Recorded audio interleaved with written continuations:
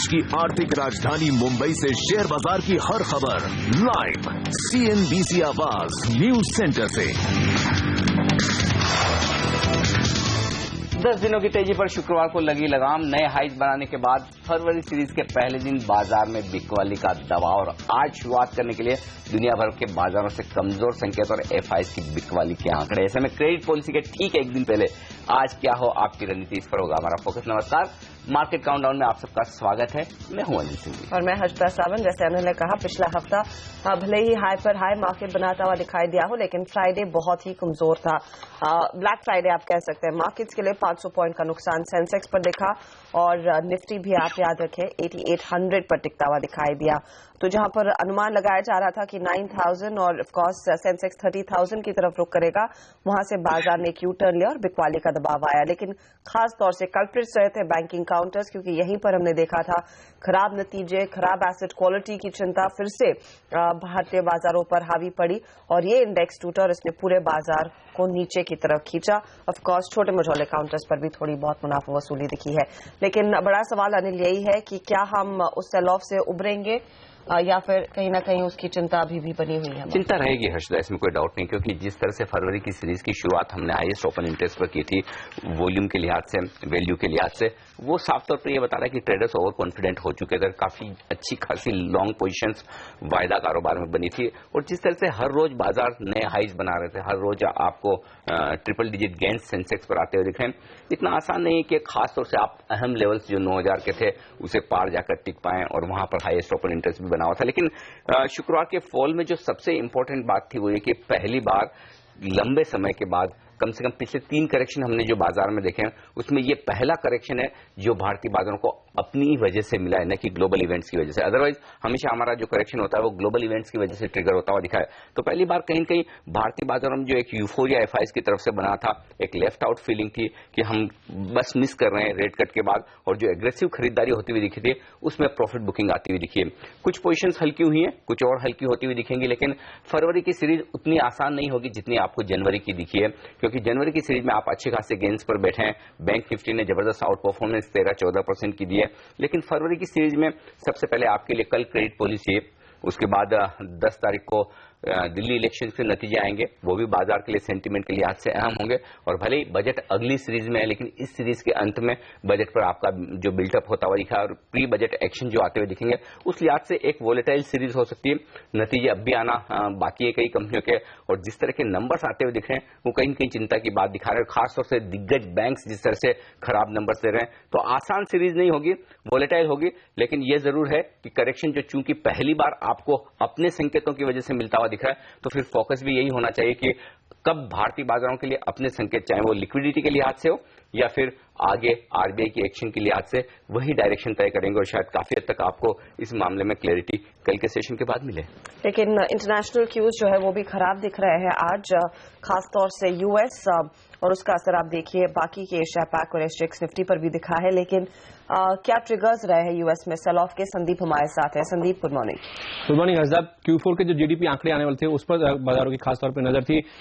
साफ तौर पे Q3 में हमने देखा था काफी अनएक्सपेक्टेड एक जंप आते हुए दिखा था, 5% के आसपास के नंबर्स वहां डिलीवर थे। इस बार ऐसा अनुमान था 3.3% के आसपास के नंबर्स आएंगे, उसके मुकाबले 2.6% के नंबर्स वहां देखने को मिले Q4 में GDP के, जो कि काफी डिसअपॉइंटिंग थे। इसी वजह से हमने देखा वहां पे एक सेल ऑफ देखने को मिला।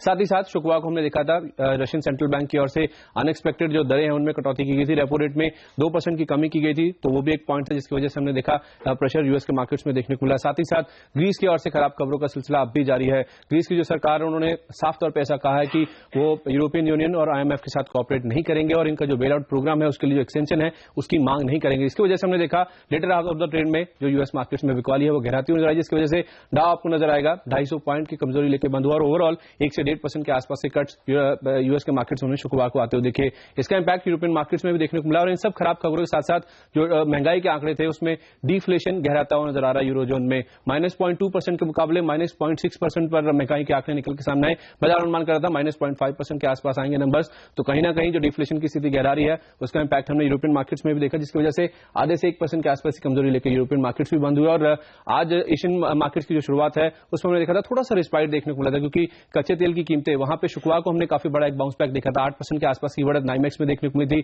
जून 2012 के बाद एक दिन की सबसे बड़ी तेजी वहां देखने को मिली थी। लेकिन उसके बावजूद जो चाइना के पीएमआई के नंबर्स आए हैं वो दरअसल कमजोरी के इंडिकेशन ही दे रहा है। जो प्रीलिमिनरी डाटा था उसके मुताबिक इनका जो फैक्ट्री एक्टिविटी जो सेक्टर है पूरा, उसमें हमने देखा था सितंबर 2012 के बाद पहली बार कॉन्ट्रैक्शन देखने को मिला था। और जो आंकड़े आए हैं 49.8 का अनुमान था, उसके मुकाबले 49.7 पर निकल के सामने। तो 50 के नीचे का जो लेवल है वो कहीं ना कहीं कॉन्ट्रैक्शन के इंडिकेशन दे रहा है। यही कारण है कि हम देख रहे हैं कि ज्यादातर मार्केट्स अब लाल निशान में कारोबार कर रहे हैं। और शंघाई जिसके जहां पे इंपैक्ट देखने को मिला वहां पे करीब 2% के आसपास की कमजोरी। और एसजेएक्स निफ्टी एक बार फिर से ऐसे इंडिकेशन दे रहा है कि फरवरी की सीरीज की कमजोर शुरुआत के बाद आज फिर से कमजोर सेशन होगा। आधे % के आसपास की कमजोरी की इंडिकेशन एसजेएक्स निफ्टी से भी। तो ओवरऑल क्यूज काफी कमजोर आज ग्लोबल मार्केट से। अनिल, इसका कितना इंपैक्ट पड़ेगा, क्योंकि शुरुआती कारोबार में जब हमने देखा था सुबह में एसजेएक्स निफ्टी लगभग 70 पॉइंट्स डाउन था, लो से थोड़ा रिकवर कर चुका है।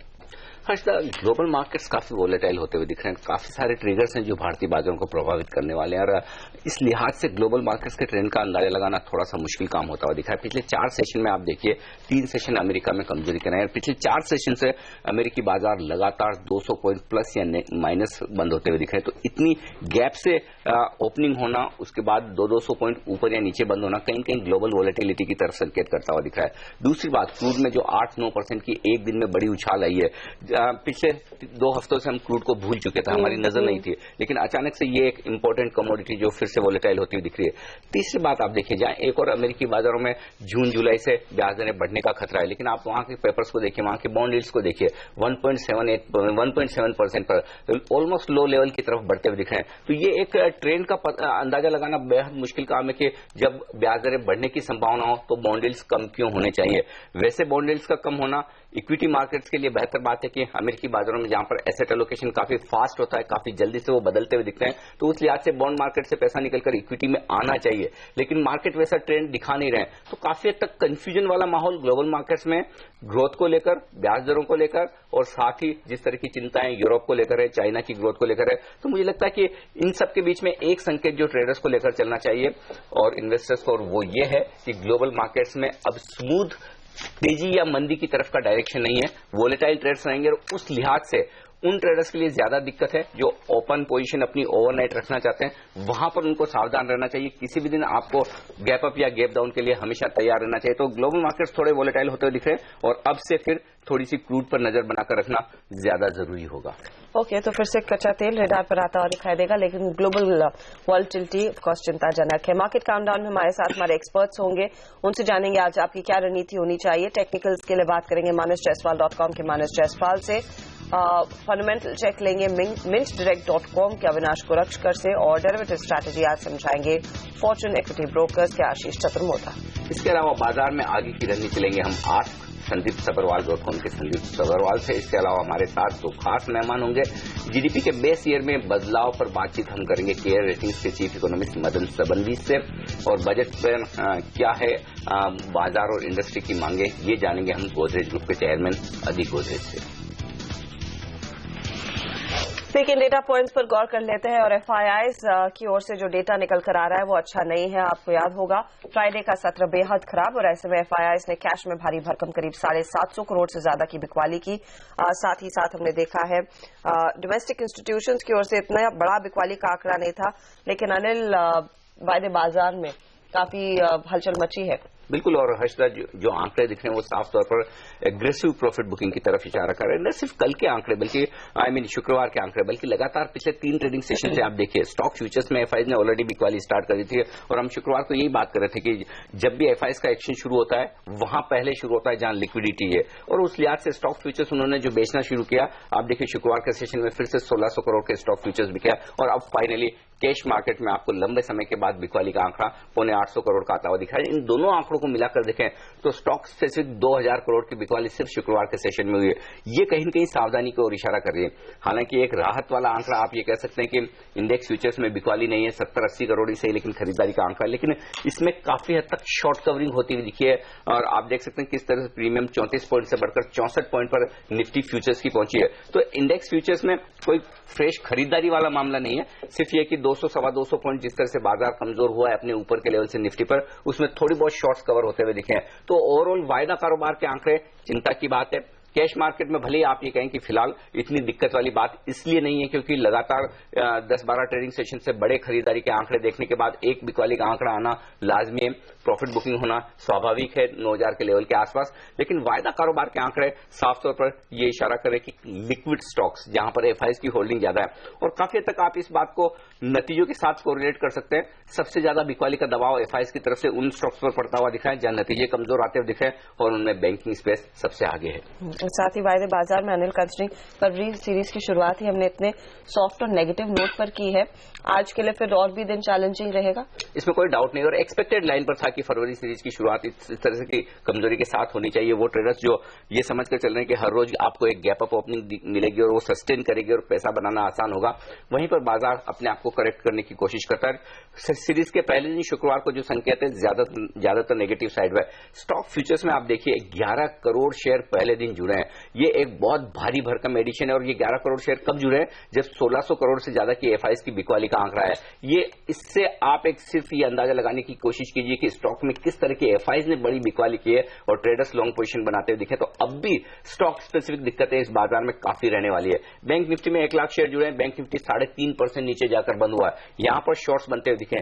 सिर्फ राहत के बाद निफ्टी फ्यूचर्स में, इंडेक्स फ्यूचर्स में जहां पर बिकवाली का आंकड़ा नहीं है, थोड़ी बहुत शॉर्ट कवरिंग का सहारा नीचे से मिलता हुआ दिखा, यही वजह से प्रीमियम थोड़ी सी ऊपर आती हुई दिखी।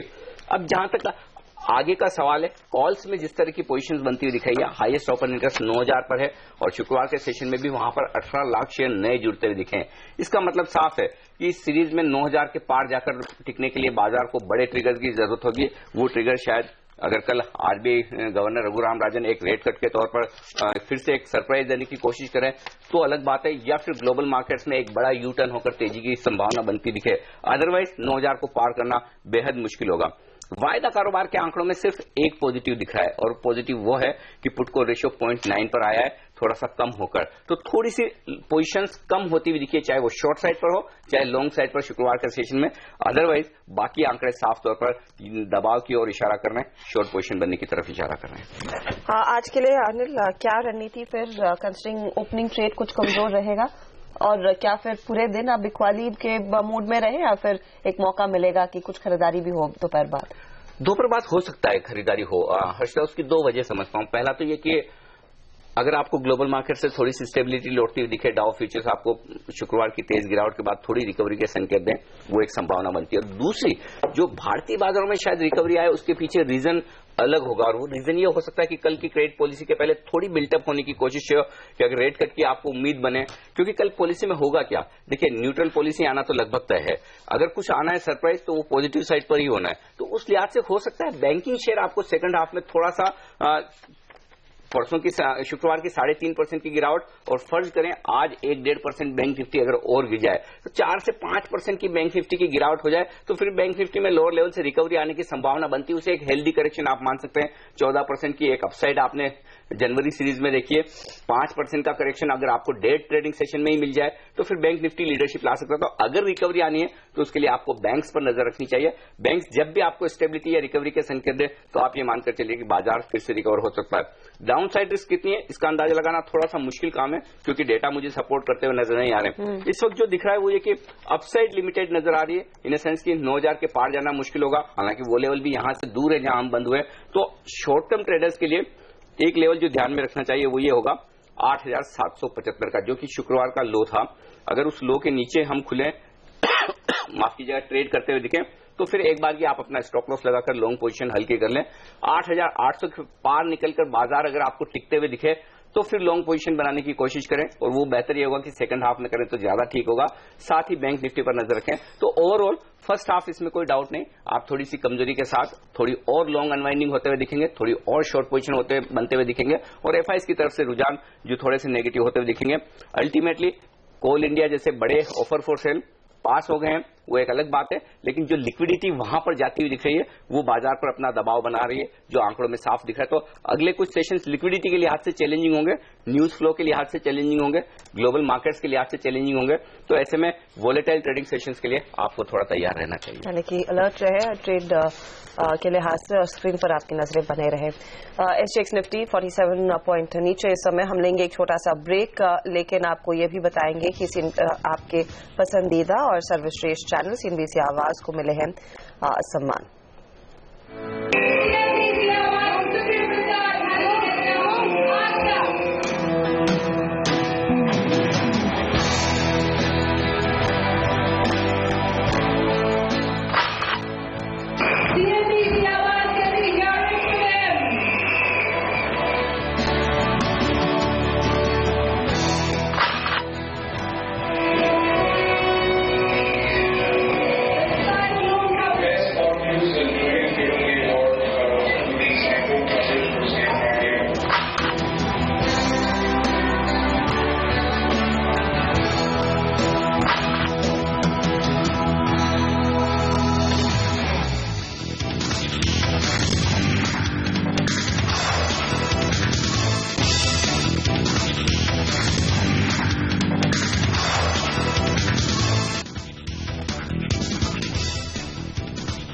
कोल इंडिया का ऑफर फॉर सेल आप कह सकते हैं सफल रहा है। ऑफर फॉर सेल के जरिए सरकार ने कंपनी में 10% हिस्सेदारी बेचकर 22,600 करोड़ रुपए जुटा लिए हैं। हालांकि एक बार फिर ऑफर फॉर सेल की सफलता में LIC की बड़ी भूमिका रही है। LIC ने कोल इंडिया के करीब 40% शेयर खरीदे हैं। सरकार भी कोल इंडिया के OFS को काफी अब सफल मान रही है और उससे संतुष्ट है। The largest disinvestment that India has seen in its entire history. It's a day which will be written in golden letters, and this $4 billion will help demonstrate to the world India has emerged, India is happening, India is open for business. Coal India के offer for sale की सफलता के बाद सरकार दूसरी कंपनियों में भी विनिवेश करने के लिए तैयार है। विनिवेश सचिव का कहना है कि सरकार हर कंपनी के OFS पर मेरिट और मार्केट कंडीशंस के आधार पर ही विचार करेगी। I don't think it's just a question of confidence after this. I think it's more confidence in the economy and the market, you know. And as I said, every issue would be looked at on its merit and what the market conditions are, you know. और दूसरे कौन से share रहेंगे कोल India के अलावा जो आपके radar पर रहने चाहिए और जिनमें खबरों का असर देखने को मिलेगा? सोनम मेहता, पूजा त्रिपाठी हमारे साथ है ये बताने के लिए। Good morning. Good morning. शुरुआत नतीजों के साथ करेंगे। आज UPL, Cummins, JSW Energy, Indian Bank, Bharat Forge, McNally Bharat, Stride, आर्कोरा और सुब्रोज अपने तिमाही नतीजे घोषित करेगी, तो इन काउंटर्स पे आपकी खास नजर होनी चाहिए। टेक महिंद्रा ने शुक्रवार को मार्केट आज के बाद अपने तिमाही नतीजे घोषित किए थे। उम्मीद के मुताबिक ही रहे ये नतीजे। मुनाफे में 12% की बढ़ोतरी हुई है, रुपी रेवेन्यू में 5% की बढ़ोतरी, डॉलर रेवेन्यू में 3% की बढ़ोतरी, एबिट मार्जिन 17.66% के डिलीवर हुए हैं पिछले तिमाही के 17.4% के मुकाबले। साथ ही कंपनी के बोर्ड ने बोनस इशू और स्टॉक स्प्लिट को मंजूरी दे दी है। स्टॉक स्प्लिट का रेशियो 1:2 का है, जबकि बोनस इशू का 1:1 का है। ग्रासिम के नतीजों की बात करें तो उम्मीद के मुताबिक यहाँ पर नतीजे देखने को मिले हैं। केमिकल कारोबार में जो मदद मिली है उससे टॉप लाइन में काफी टॉप लाइन में इनलाइन ही उम्मीद के मुताबिक ही नतीजे देखने को मिले और मार्जिन भी दोनों ही सेगमेंट में परफॉर्मेंस की वजह से मार्जिन में भी अच्छे आंकड़े देखने को मिले। इंजीनियर्स इंडिया लिमिटेड बेहद ही कमजोर तिमाही कंपनी के लिए। कंपनी की बिक्री में 5% की गिरावट आई है, मुनाफे में 56% की गिरावट आई है, मार्जिन सिर्फ 9% की डिलीवर किए हैं पिछले साल के 23.5% के मुकाबले। थर्मेक्स यहाँ पर भी अच्छे नतीजे देखने को मिले हैं। एक लो बेस का फायदा भी मिला है कंपनी को और मार्जिन में एक पॉजिटिव सरप्राइज यहाँ पर देखने को मिला है। तो कुल मिलाकर एक अच्छे नतीजे कंपनी की तरफ से। डिविज लैब बेहद ही स्टेबल क्वार्टर, मार्जिन कमजोर है। कंपनी के मुनाफा बेहद ही फ्लैट 220 करोड़ के पास आता हुआ, रेवेन्यूज में 15% की बढ़ोतरी, मार्जिन 36% के डिलीवर हुए हैं पिछले साल के 41.6% के मुकाबले। साथ ही डिविज लैब तीसरा मैन्युफैक्चरिंग साइट सेटअप करेगी। लाइन अलॉटमेंट के लिए आंध्र प्रदेश सरकार को अर्जी दाखिल कर दी है। शुरुआती इन्वेस्टमेंट या फिर निवेश इस फैसिलिटी में 500 करोड़ का रहेगा। टोरेंट पावर यहाँ पर भी अच्छे नतीजे पेश किए कंपनी ने। पिछले साल के नुकसान के सामने इस बार कंपनी ने मुनाफा पोस्ट किया। मार्जिन एक्सपेंशन में भी एक अच्छी बढ़त यहाँ पर देखने को मिली। एक्साइड इंडस्ट्रीज बेहद ही कमजोर नतीजे, मार्जिन बेहद ही कमजोर डिसअपॉइंट करता हुआ। मुनाफे में 25% की बढ़ोतरी हुई है, रेवेन्यूज में 19.5% की बढ़ोतरी, मार्जिन 11.6% के डिलीवर हुए हैं पिछले साल के 10.9% के मुकाबले। अशोका बिल्डकॉन यहाँ पर भी कमजोर नतीजे देखने को मिले। पिछले साल के करीब 33 करोड़ के मुनाफे के सामने इस बार कंपनी ने सिर्फ 1 करोड़ का मुनाफा पोस्ट किया है और फाइनेंस कॉस्ट में यहाँ पर काफी ज्यादा बढ़त कंपनी की देखने को मिली है। थॉमस कुक मिले जुले नतीजे, सेल्स में पिकअप आया है लेकिन मार्जिन कमजोर, मार्जिन 6.3% के डिलीवर हुए हैं पिछले साल के 7.6% के मुकाबले। कंपनी के आय में 60% की बढ़ोतरी हुई है और मुनाफे में 39% की बढ़ोतरी। अब नतीजों के अलावा कुछ और स्टॉक्स पर भी नजर डालते हैं। आईओसी एविएशन स्टॉक्स आज फोकस में रहेंगे। आईओसी ने दिल्ली के जेट फ्यूल के दाम में करीब 11% की कटौती की। सन फार्मा रनबैक्सी के काउंटर पर खास नजर होनी चाहिए, जहां पे यूएस फेडरल ट्रेड कमीशन ने सन फार्मा रनबैक्सी के मर्जर डील को मंजूरी दे दी है, लेकिन एक कंडीशन रखा गया है जहां पे रनबैक्सी को अपनी एक एंटीबायोटिक जेनरिक दवा को डाइवर्स करना होगा या फिर बेचना होगा। यहाँ पे टोरेंट पावर इस दवा को एक्वायर करेगी। इस अप्रूवल के बाद अब सिर्फ पंजाब और हरियाणा हाईकोर्ट की मंजूरी की जरूरत पड़ेगी। उषा मार्टिन कंपनी प्रमोटर्स को 120 करोड़ के कन्वर्टेबल वारंट्स जारी करेगी और इसके अलावा कंपनी ने जो अपने नतीजे घोषित किए उसमें भी मुनाफे के सामने इस बार घाटा देखने को मिला है और एबिटा मार्जिन में भी कमजोरी देखने को मिली है। डीएलएफ यहाँ पे सीसीआई ने डीएलएफ के खिलाफ एक अर्जी को खारिज कर दिया है। ये मामला डीएलएफ के ओकाला के यूनिवर्सल प्रोजेक्ट प्राइम टावर से जुड़ा हुआ है, जहां पे डीएलएफ पर एक कमर्शियल शॉप बुक करने पर अनफेयर ट्रेड प्रैक्टिसेस का आरोप लगाया गया था। अब बात करते हैं कुछ फंड एक्शन की। एचडीआईएल अमेरिकन म्यूचुअल फंड बेपॉन्ड ने कंपनी के करीब 25 लाख शेयर्स 106 रुपए प्रति शेयर पर खरीदे। Indiabull real estate Merrill Lynch capital ने कंपनी के लगभग 24 लाख शेयर्स खरीद लिए हैं।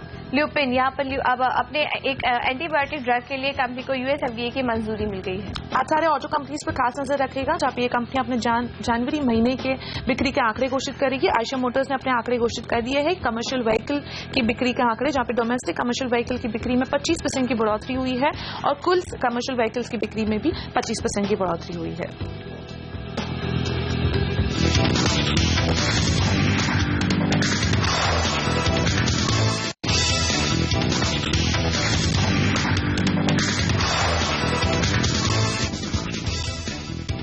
हमारे एक्सपर्ट हमारे साथ जुड़ रहे हैं जो देंगे हफ्ते के पहले दिन आपकी रणनीति और साथ ही बताएंगे कि किस तरह से आज के बाजार को आप अप्रोच करें। तकनीकी राय लेंगे हम मानसजायसवाल.com के मानस जायसवाल से और फंडामेंटल नजरिया हमें बताएंगे मिनडायरेक्ट.com के अविनाश गोरक्षकर।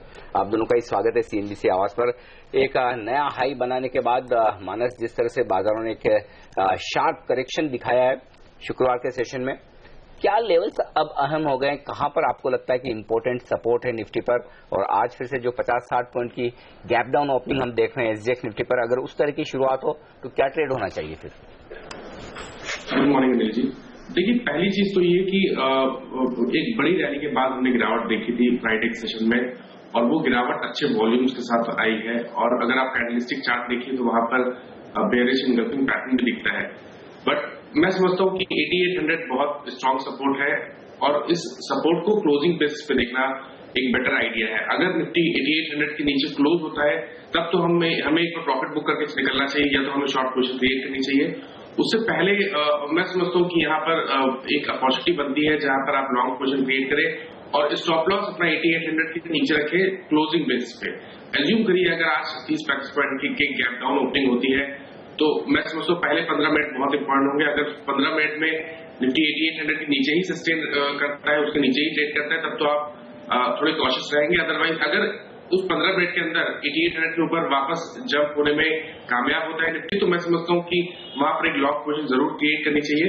उस केस में स्टॉप लॉसेस 8770 के होंगे और टारगेट्स मैं समझता हूँ वापस 8900 के लेवल हमें शायद 1 से 2 दिनों में निफ्टी में देखने को मिले। क्या माइनस कुछ ऑप्टिमिस्टिक है, लेकिन अविनाश क्या वही ऑप्टिमिज्म फंडामेंटल्स में भी दिखाई दे रहा है, स्पेशली जो बैंकिंग काउंटर्स की जो खराब एसेट क्वालिटी का भूत फिर से हावी हुआ है मार्केट्स पर? नहीं, बिल्कुल हर्षदा, आई थिंक जो बैंक ऑफ बड़ौदा के नंबर्स आए थे वो मेरे ख्याल से काफी डिसअपॉइंटिंग थे और इस कारण हमने देखा कि पूरे बैंकिंग लॉट में स्पेशली पीएसयू बैंक्स में काफी बिकवाली देखने को मिली। मैं समझता हूं कि आने वाले दिनों में मेरे ख्याल से जो इमीडिएट ट्रिगर रहेगा वो दिल्ली इलेक्शन रहेगा, लेकिन प्री बजट रैली जो हम कह रहे थे करीबन 9000 की, वो बजट के पहले ही हो चुकी है। अभी आई थिंक अभी एक्सपेक्टेशंस हालांकि बजट की काफी है। मैं समझता हूं कि शायद फरवरी के महीने में थोड़ा बहुत मार्केट्स कंसोलिडेशन देखें before the budget is announced, और बजट होने के बाद ही मेरे ख्याल से एक क्लियर वापस एक अपवर्ड डायरेक्शनल ट्रेंड लेगा। तब तक शायद हो सकता है कि आपको स्टॉक स्पेसिफिक एक्टिविटी देखने को मिले।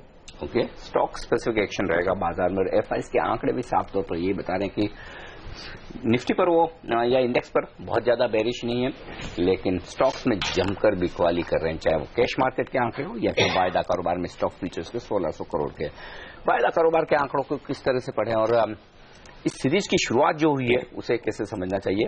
हमारे साथ स्टूडियो में अब वायदा कारोबार की रणनीति देने के लिए फॉर्च्यून इक्विटी ब्रोकर्स के आशीष चतुर्मोता आ चुके हैं। आशीष, क्या जिस तरह की भारी भरकम पोजीशन के साथ हमने शुरुआत की थी फरवरी की सीरीज की, वही एक बड़ा रीजन करेक्शन का नजर आता है, और चूंकि कल एक बड़ी इवेंट है क्रेडिट पॉलिसी की, उससे पहले बैंक निफ्टी में जो 3.5% का कल करेक्शन हो चुका है, उस लिहाज से क्या अब ट्रेड बनेगा निफ्टी और बैंक निफ्टी पर?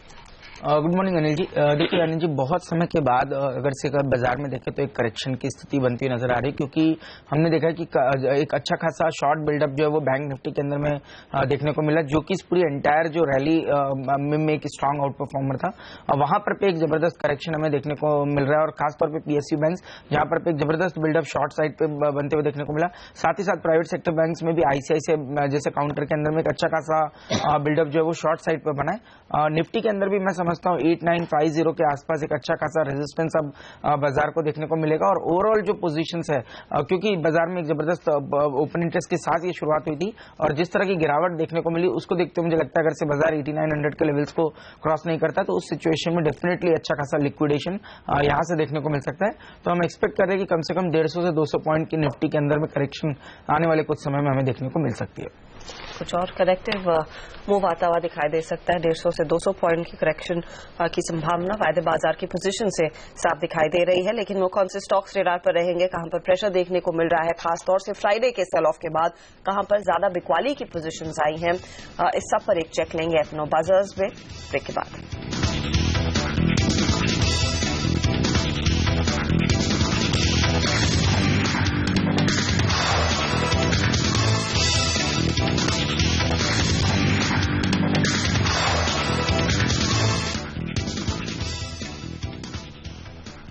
हमारे एक्सपर्ट्स हमारे साथ हैं मानस जायसवाल, अविनाश गोरक्षकर और साथ ही आशीष चतुर्मोता। आप सबका स्वागत है एक बार फिर से। और कुछ स्टॉक्स जहां पर एक्शन रहने वाला है वो है कोल इंडिया। अब इंटरेस्टिंग बात यह है कि कोल इंडिया में इश्यू प्राइस जाहिर सी बात है कि जिस तरह से इश्यू में सब्सक्रिप्शन हुआ है 358 रुपए की जो फ्लोर प्राइस है उसी के आसपास 358 रुपए 5 पैसे जिसने प्राइस डाली उसको पूरे के पूरे शेयर मिल रहे हैं। अब फ्यूचर्स में 360 रुपए 75 पैसे है। आशीष, फर्म अलॉटमेंट मिल रहा है सारे लोगों को, ये बताइए कि क्या फिर इस प्राइस में बेच दिया जाए? खासतौर से रिटेल इन्वेस्टर को 5% का डिस्काउंट है, यानी कि लगभग उनके लिए प्राइस हुई 340-42 के आसपास की, और 360 में अगर बिकता है तो क्या बेचना चाहिए या फिर रुकना चाहिए, क्या करें? देखिए अनिल जी, अगर से ओवरऑल बिल्डअप देखें तो उसको देखते हुए नजर आ रहा है कि ये स्टॉक में थोड़ा सा दबाव की स्थिति बन सकती है, और क्योंकि ये 360, 58 जो एक इम्पोर्टेंट लेवल्स थे उनके आसपास ही ये ट्रेड कर रहे हैं, तो मुझे लगता है शायद यहाँ पर भी बिकवाली के चांसेस बनते हैं, और ओवरऑल मुझे लगता है 348, 345 तक के लेवल्स इस स्टॉक में 2 से 3 दिनों में हमें देखने को मिल सकते हैं। ओके, 345 तक की स्थिति जाती हुई दिखाई दे सकती है, लेकिन अविनाश अब आपका फंडामेंटल कॉल क्या रहेगा? फिर क्या एक अपॉर्चुनिटी है 345 पर और पैसे लगाने की स्टॉक में, looking at the long term story? I think medium to long term के लिए 345 का लेवल काफी अट्रैक्टिव होगा, और हो सकता है कि शॉर्ट टर्म में शेयर में थोड़ा दबाव आए, लेकिन अगर लॉन्गर टर्म हम देखें तो कोल इंडिया उन पावर कंपनीज में है जो सबसे लो कॉस्ट प्रोड्यूसर है, बैलेंस शीट भी काफी अच्छी है। मैं समझता हूं कि शॉर्ट टर्म कॉल न लेके अगर कोई medium to longer term call निवेश करना चाहता है तो अच्छा पैसा बन सकता है। शॉर्ट टर्म में 5 दिन के इन्वेस्टमेंट में 5% का रिटर्न। आई थिंक देखिए अनिल जी, क्योंकि अगर आप 1 साल की एफडी में पैसा डालो तो 8-9% और 30% टैक्स निकाल दो। अनिल जी, कोल इंडिया एक ऐसा स्टॉक नहीं है जो 5 दिन और 10 दिन के मायने से कोई फंडामेंटल एनालिस्ट व्यू दे सकता है।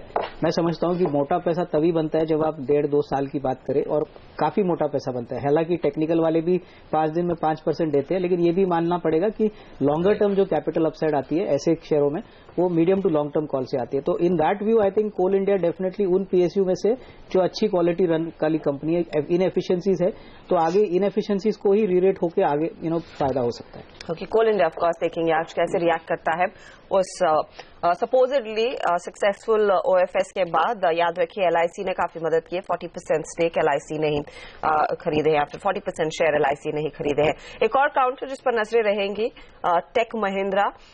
आप नंबर्स देखिए, कंसोलिडेटेड बेसिस पर मुनाफा जो है करीब 12% बढ़ता हुआ दिखाई दिया। डॉलर रेवेन्यू में करीब 2.5% की बढ़त देखने को मिली है।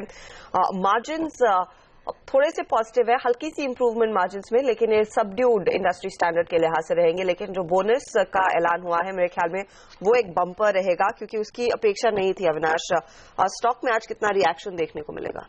नहीं, मुझे लग रहा है कि नंबर्स अगर हम देखें तो मार्जिन्स में डेफिनेटली जिस प्रकार की बढ़त एक्सपेक्ट थी उतनी आई नहीं है, but clearly I think management ने ये भी कहा था कि उनको भी ये क्रॉस करेंसी के कारण थोड़ा बहुत मार्जिन्स में दबाव होगा, तो this is in line with expectations. आगे मैं समझता हूं कि कम से कम एक आध क्वार्टर के लिए हो सकता है कि मार्जिन में प्रेशर हो, लेकिन बोनस जिस प्रकार से 1:1 दिया है, बाद में जो स्प्लिट अनाउंस किया है, मुझे लग रहा है लॉन्गर टर्म के लिए definitely it becomes a good attractive kind of proposition. क्योंकि अगर हम साल 1.5 साल की बात करें तो टेलीकॉम सेक्टर में जिस प्रकार का ग्रोथ आएगा और जिस प्रकार का वर्टिकल स्ट्रेंथ टेक महिंद्रा ने दिखाया है पोस्ट बीटी, मुझे लग रहा है कि डेफिनेटली थोड़ा बहुत अपटिक आज देखने को मिलेगा। Clearly medium to long term के लिए buying come bonus would definitely be attractive. लेकिन टेक महिंद्रा पर आशीष आपकी राय लेना चाहता हूं। खाली एक ब्रोकरेज हाउस की रिपोर्ट मेरे सामने और वो है सीएलएसए की। नतीजे के बाद उन्होंने अपनी सेल रिकमेंडेशन दी है 2300 रुपए के लक्ष्य के साथ में। क्या लग रहा है आपको? टेक महिंद्रा एक तरफ स्प्लिट आया है, बोनस आया है, हालांकि उससे फंडामेंटल पर फर्क नहीं पड़ता, अविनाश इस बात को जानते हैं, लेकिन क्या रिजल्ट के बाद लॉन्ग या शॉर्ट कहीं कोई ट्रेड का मौका दिख रहा है? अनिल जी, जिस तरह का पूरा पैटर्न बना है और जिस तरह की पोजीशंस का बिल्डअप लास्ट 2-3 सीरीज से स्टॉक में देखने को मिल रहा है, उसको देखते हुए कहीं पे भी मेजर वीकनेस के चांसेस नहीं नजर आ रहे। मैं समझता हूँ शायद अगर से गिरावट आती भी है तो 2800, 2820 इन लेवल्स के आसपास आके कहीं ना कहीं अटकना चाहिए। तो मैं समझता हूँ कि बाय ऑन डिप्स की स्ट्रैटेजी टेक महिंद्रा में अभी भी रखना चाहिए, और विद स्टॉप बिलो 2750 मुझे लगता है कोई भी डिप्स में टेक महिंद्रा लिया जा सकता है। ओके, तो ये राय आती है यहाँ पर टेक महिंद्रा के स्टॉक पर इस वक्त खरीदारी करने का मौका बन सकता है। लेंगे एक छोटा सा ब्रेक, और ब्रेक के बाद शुक्रवार के एक बड़े डेवलपमेंट पर हम बात करेंगे जो कि इकोनॉमी से जुड़ा हुआ है। जीडीपी के आंकड़ों के लिए अब बेस ईयर में बदलाव कर दिया गया है और 2005 से बेस ईयर को बदलकर फाइनेंशियल ईयर 2012 किया गया है। इसका क्या मतलब है और इससे आगे आने वाले जीडीपी के आंकड़े किस तरह से प्रभावित होंगे, इन सब पर बातचीत करेंगे हम देश की दिग्गज रेटिंग एजेंसी केयर रेटिंग्स के चीफ इकोनॉमिस्ट मदन सबनवी हमारे साथ जुड़ेंगे।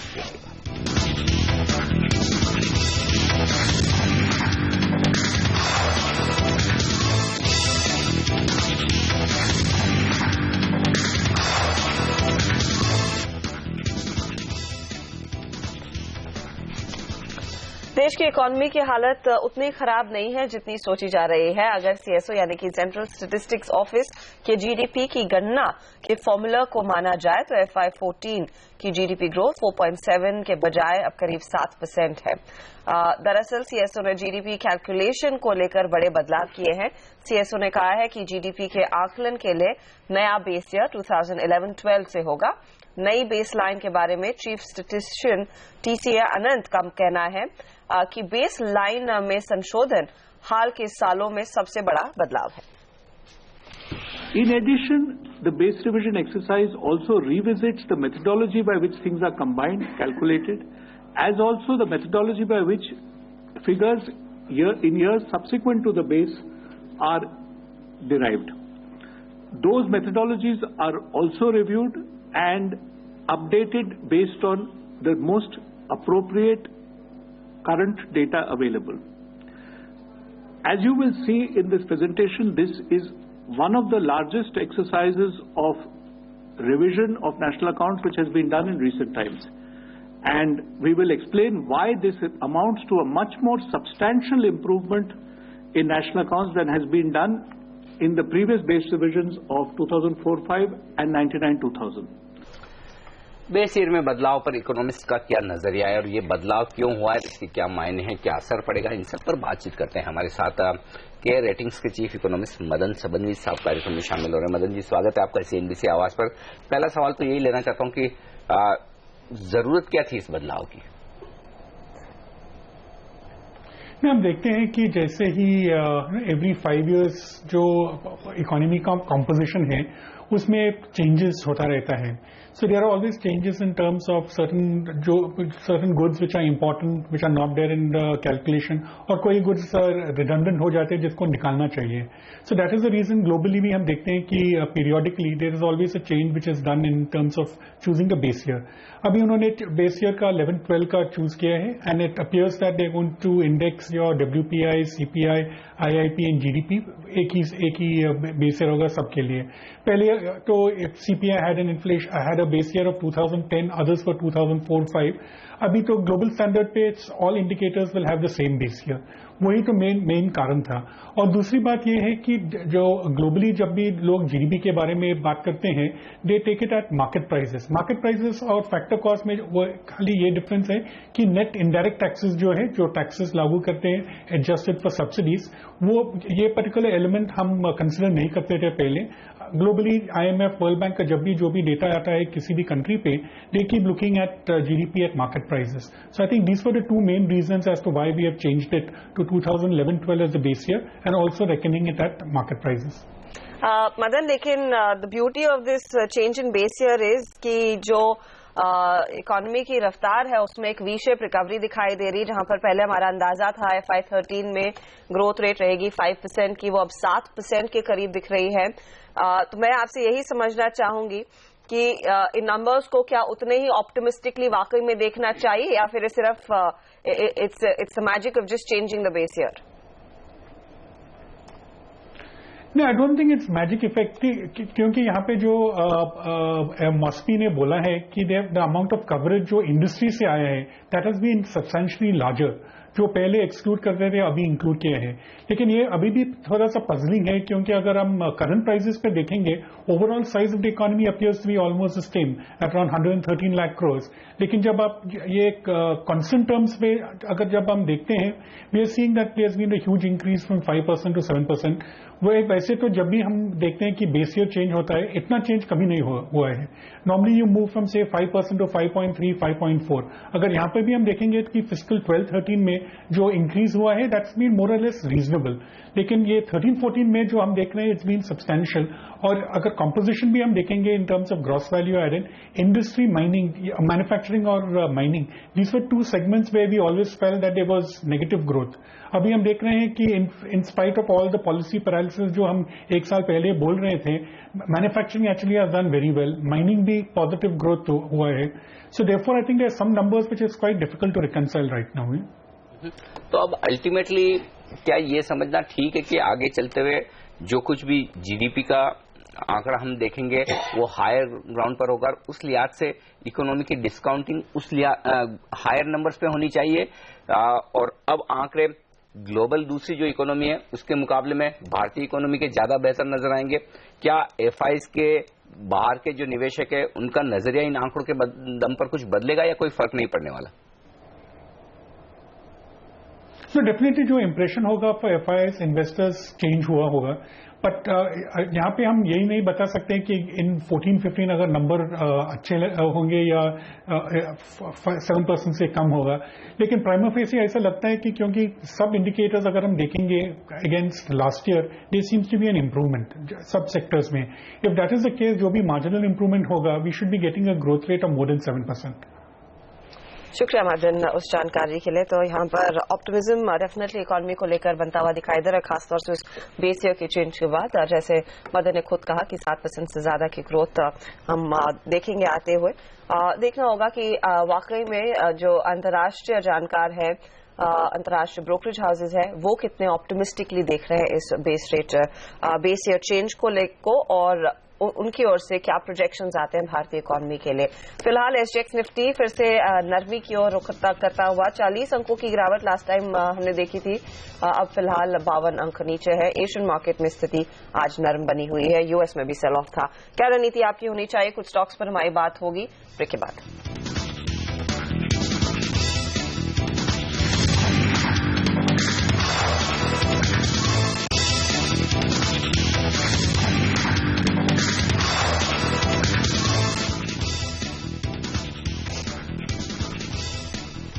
यहाँ पर बाजारों में जो आज सेशन होगा वो एक्शन भरा रहेगा, खासतौर से नतीजों के लिहाज से, और उस पर फोकस करते हैं। कुछ और इंटरेस्टिंग नंबर्स जो बाजार बंद होने के बाद आते हुए दिखे। एक्साइड इंडस्ट्रीज हमारे अनुमान से काफी कमजोर नंबर्स पेश किए हैं। 120 करोड़ के प्रॉफिट का हमारा अंदाजा था, 97 करोड़ के आसपास का प्रॉफिट आता हुआ दिखा है। मार्जिन काफी कमजोरी के साथ आते हुए दिखे, 11.5% के आसपास। अविनाश, क्या राय बनती, खासतौर से जब इनके कॉम्पिटिटर अमरा राजा बैटरी 17% के मार्जिन पर अपने रिजल्ट दे रहे हैं, यहाँ पर मुश्किल से 12% से नीचे मार्जिन आते हुए दिख रहे हैं, और प्रॉफिट भी हमारे अनुमान से काफी कम है। स्टॉक में कुछ करेक्शन आता हुआ दिखा है शुक्रवार के सेशन में, क्या और गिरावट हो सकती है? नहीं, बिल्कुल Anil, I think numbers expectation से काफी नीचे आ गए हैं, और क्लियरली अनुमान था कि इस क्वार्टर में शायद थोड़ा बहुत मार्जिन इंप्रूवमेंट आए। क्लियरली अगर हम अमरा राजा के भी नंबर्स देखें तो टॉप लाइन ग्रोथ में डेफिनेटली थोड़ा बहुत मॉडरेशन था, लेकिन मार्जिन्स डेफिनेटली अच्छे थे। I think clearly I think markets अभी अमरा राजा को शायद ज्यादा मल्टीपल देगी, क्योंकि जिस प्रकार से मार्केट शेयर एक्सपेंशन और मार्जिन एक्सपेंशन अमरा राजा ने किया है, ये बाय दो प्रोडक्ट दो कंपनी वाली मार्केट है जहां एक्साइड और अमरा राजा ऑपरेट करते हैं। तो क्लियरली आई थिंक अगर मार्जिन में इंप्रूवमेंट नहीं आएगा तो क्लियरली मुझे लग रहा है कि शायद शॉर्ट टर्म में हो सकता है कि आपको थोड़ा दबाव देखने को। ओके, कुछ और काउंटर्स जिनके नंबर्स अच्छे रहे हैं, Torrent power phenomenal set of numbers जहां पर हमने देखा है प्रॉफिट और मार्जिन फ्रंट पर एक अच्छी खासी ग्रोथ देखी गई है। ओवरऑल ये क्वार्टर काफी स्ट्रांग रहा था कंपनी के लिए। टेक्निकली मानस टोरेंट पावर में आपकी क्या स्ट्रैटेजी रहेगी? अब देखिए, दिसंबर में हमने टोरेंट पावर में करीब 25 रुपए का डिप देखा था, बट स्टॉक ने 160 के आसपास सपोर्ट किया, उसके बाद लगातार चार्ट्स पे हाई टॉप हायर बॉटम बन रहे हैं। मैं समझता हूँ कि अगर ऑलरेडी किसी के पास है तो बिल्कुल बने रहना चाहिए, और कोई भी गिरावट जहां पर स्टॉक 170-160 की रेंज में आए तो वहां पर बिल्कुल लॉन्ग पोजीशन क्रिएट करनी चाहिए। अपसाइड टारगेट कहीं ना कहीं 3 to 4 मंथ्स के लिए 195-200 की रेंज में आते हैं, तो बिल्कुल गिरावट बाय करना चाहिए और अपना स्टॉप लॉस 155 के नीचे रखें। ओके, तो ये राय थी टोरेंट पावर पर, जहां पर खरीदारी का मौका बन सकता है। अच्छी नतीजों के बाद देखना होगा स्टॉक किस तरह का रिएक्शन आज के सेशन में देता है। लेकिन बाजार का रिएक्शन क्या होगा, खासतौर से शुक्रवार की तेज गिरावट के बाद ग्लोबल कमजोर संकेत हैं, उसके मद्देनजर ये बताएंगे हम आपको एक छोटे से ब्रेक के बाद लेकर आएंगे आपके लिए प्री ओपनिंग सेशन, रुपए की शुरुआत और साथ ही पहला सौदा भी। बने रहिए हमारे साथ।